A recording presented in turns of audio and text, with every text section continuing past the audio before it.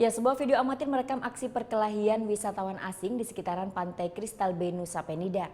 Tanggapi peristiwa ini, pemerintah Kelungkung merasa kecewa karena video ini bisa berdampak buruk bagi citra wisata di Tanah Dewata.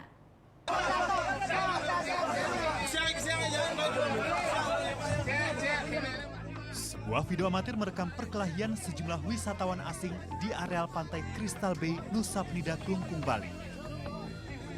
Perkelahian wisatawan asing ini juga menjadi pusat perhatian banyak orang, hingga warga harus melerainya.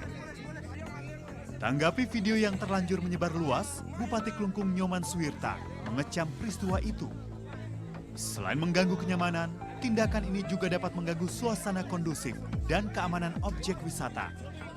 Di samping menyesalkan adanya aksi perkelahian, Bupati Kelungkung juga menyayangkan tindakan warga yang merekam dan mengunggahnya ke media sosial.